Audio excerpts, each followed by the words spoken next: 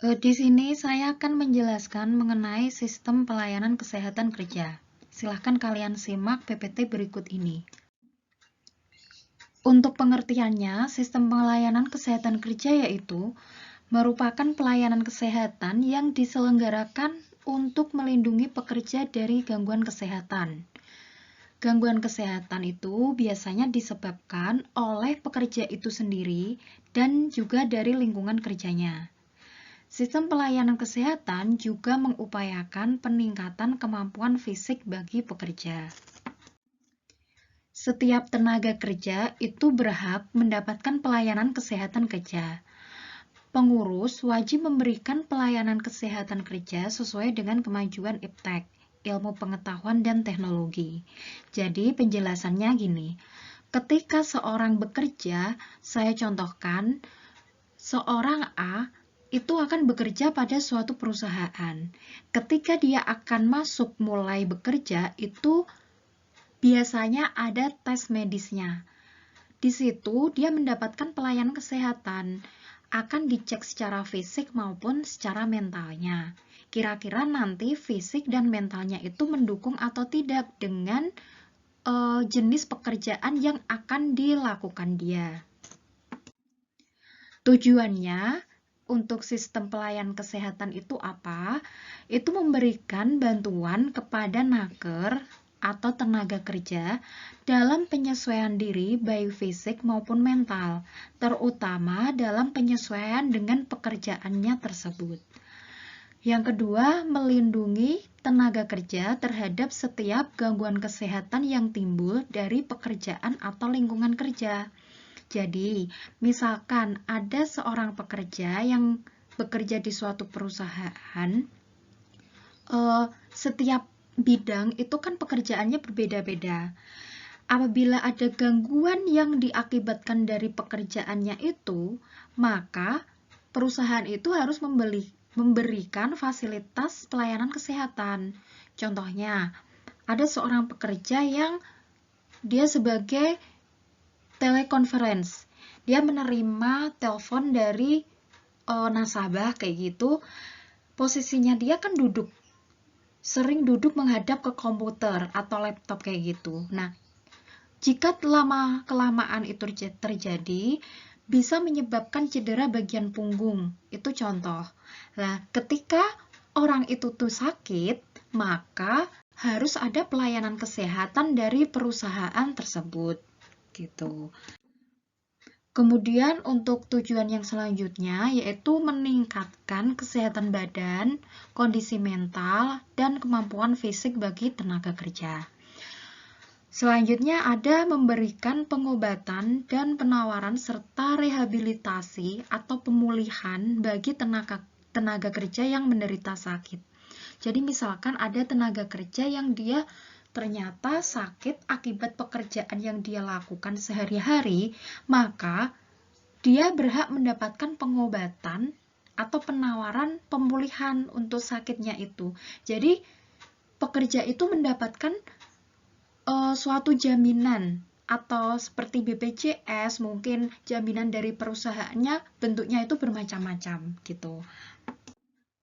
Nah, sekarang tugas pokok dari Yankesker. Yankesker itu merupakan pelayanan kesehatan kerja. Sebelum kerja itu biasanya dilakukan suatu pemeriksaan seperti yang saya sampaikan tadi, misalkan ada tes medis di awal sebelum pekerja itu masuk bekerja. Terus ada juga pemeriksaan secara berkala, misalkan kesehatan gigi kayak gitu 6 bulan sekali atau ada yang 1 bulan sekali, itu tergantung dari perusahaannya. Kemudian ada pembinaan dan pengawasan serta penyesuaian pekerjaan terhadap tenaga kerja. Jadi di sini tenaga kerja itu perlu mendapatkan pembinaan serta pengawasannya bagi kesehatan para pekerja itu sendiri. Yang selanjutnya ada pembinaan dan pengawasan terhadap lingkungan kerja. Misalkan lingkungan kerjanya itu ternyata kurang mendukung kesehatan bagi pekerjanya, maka itu perlu dievaluasi gitu.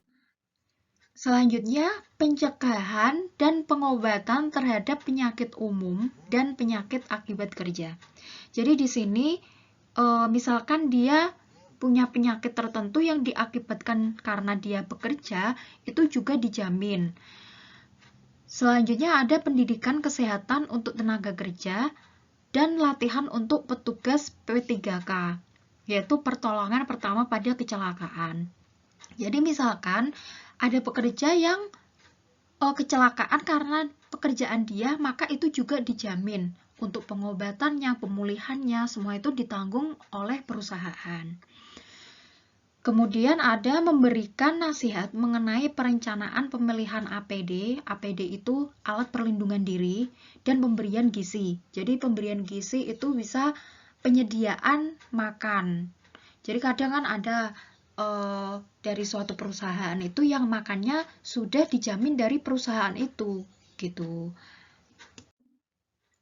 Selanjutnya juga ada membantu usaha rehabilitasi atau pemulihan akibat kecelakaan atau PAK, penyakit akibat kerja. Terus kemudian pembinaan dan pengawasan terhadap tenaga kerja yang mempunyai kelainan tertentu dalam kesehatannya. Misalkan ada kelainan pada fisik, contohnya pada tulang kayak gitu.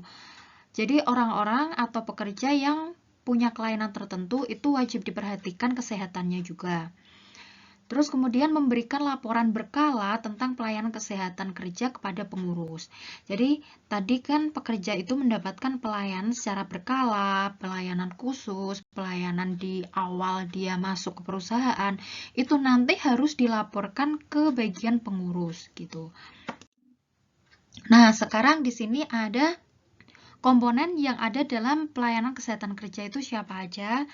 Jadi dalam bidang pelayanan kesehatan itu harus ada dokter, kemudian ahli gizi, ada fisioterapi.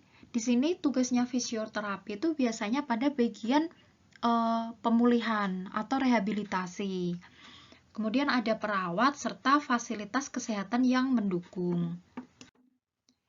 Nah, di sini kita juga akan belajar tentang tingkat pelayanan kesehatan. Yang pertama ada health promotion.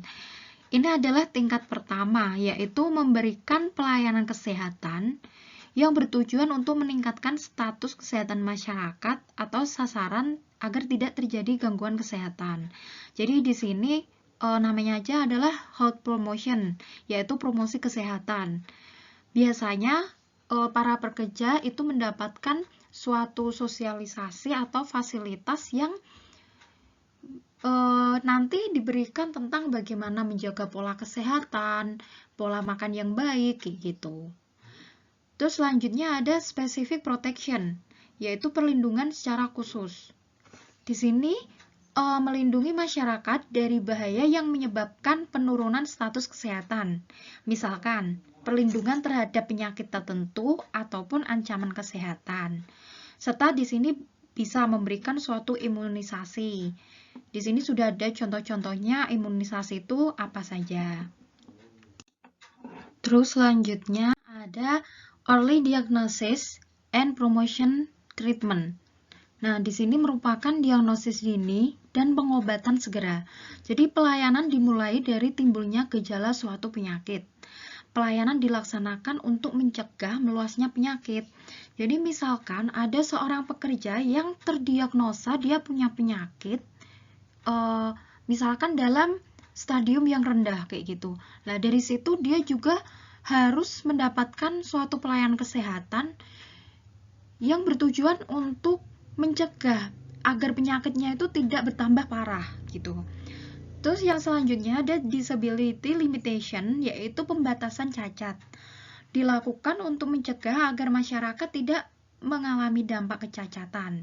Nah, bentuk kegiatannya itu bisa merupakan perawatan untuk menghentikan penyakit, terus kemudian bisa mencegah komplikasi dan kematian. Jadi apabila sudah ditemukan penyakit yang cukup parah, di sini agar tidak terjadi cacat yang lebih berkelanjutan gitu. Terus yang selanjutnya ada rehabilitation. Ini merupakan masa-masa pemulihan. Di sini tingkat pelayanan dilaksanakan setelah pasien didiagnosa sembuh. Jadi ini adalah fase pemulihan terhadap kecacatan. Bisa melalui program latihan atau mungkin kayak terapi melalui fisioterapi gitu. Nah, di sini ada tujuan pelayanan kesehatan yang lebih spesifiknya merupakan pencegahan. Yang pertama ada preventif primer. Jadi preventif itu artinya pencegahan.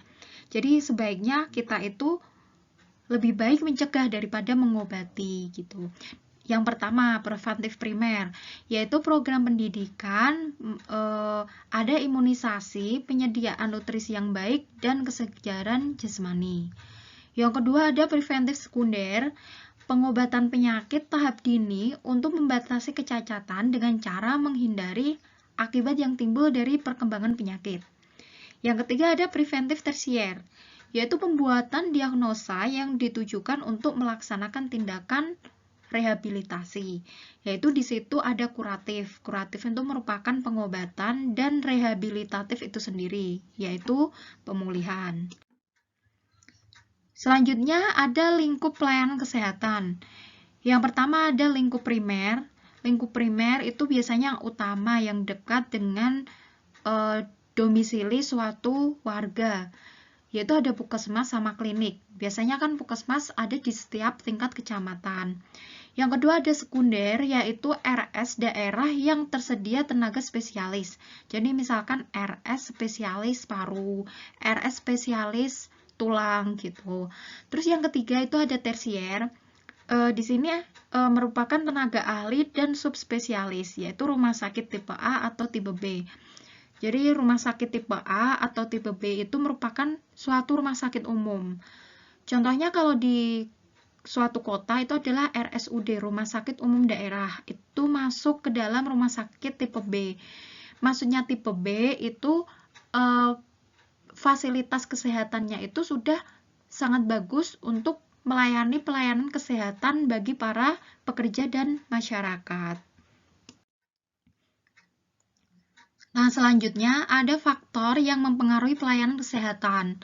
Yang pertama ada ilmu pengetahuan dan teknologi pelayanan kesehatan untuk mengatasi penyakit yang sulit, misalkan laser. Jadi di sini pelayanan kesehatan itu bermacam-macam. Itu tergantung yang pertama tadi ada ilmu pengetahuan dan teknologi. Jadi ada pelayanan kesehatan yang sudah canggih, kayak rumah sakit tipe A kayak gitu. Dia sudah ada alat-alat yang sistemnya itu laser. Contohnya kayak kemoterapi kayak gitu. Kalau di puskesmas gitu kan belum ada, klinik juga belum ada. Terus yang kedua ada pergeseran nilai masyarakat. Jadi di sini masyarakat bisa menilai pelayanan kesehatan yang bagus itu ada di mana gitu. Terus yang ketiga ada aspek legal dan etik serta tuntutan hukum. Ini berdasarkan profesionalisme kerja ya. Yang keempat itu ada ekonomi. Ini berarti tergantung kelas-kelasnya. Jadi kalau misalkan di rumah sakit itu kan ada kelas tipe ruangannya itu yang misal satu ruang itu ada yang isinya 6 orang, ada yang 3 orang, ada yang VIP itu 1 orang. Terus yang kelima itu ada politik. Politik itu berarti kebijakan pemerintah berpengaruh terhadap sistem pemberian pelayanan bagi kesehatan. Ini biasanya kebijakan atau manajemen dari suatu daerah masing-masing.